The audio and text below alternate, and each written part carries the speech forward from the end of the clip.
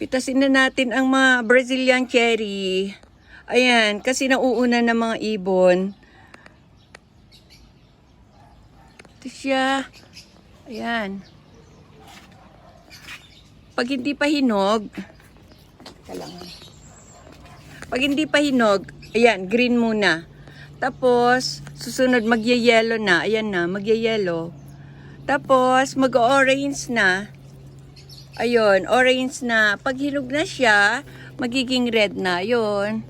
Red na. Ala, nakikita pa ba? Ayun, red na pag hinog na. Kinakain ito Brazilian cherry. Nakakain. Oh, ayan oh. Pitasin na natin kasi nauuna ng mga ibon.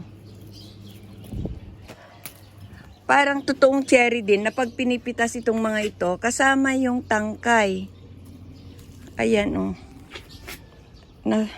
Napitas tuloy yung kwan. Napitas tuloy yung green. Ayan, dapat kasama yung tangkay kasi madali din mabulok. Tingnan naman ninyo, naunaan na tayo ng ibon. Mabuti, umakyat ako ngayon kasi titingin lang ako ng bulaklak ng hoya. Pero nakita ko, ang dami ng red. Kaya pinitas ko na. Ayan, pitasin na natin. Tapos yung mga kinainan na ng birds o ibon, pwede natin itanim yun. Kasi iniwan naman nila yung buto. Ayan ang dami. Para matikman din natin, hindi puro ibon ang nakakakain. Ay, yung orange na yon, hindi pa pwede.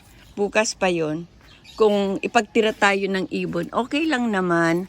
Kasi mga ibon naman ay nakakatuwa sila dito sa third floor garden. Ayan, pitasin natin lahat.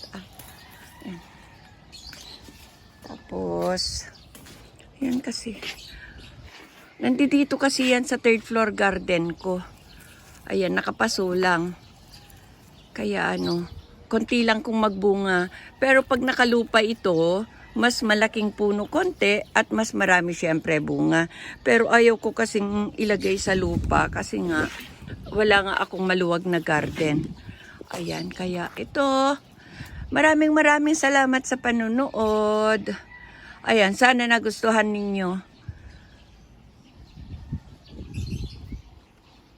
Ayan. Madali lang ito pagbungain. Maraming salamat ulit. Happy gardening. Bye-bye.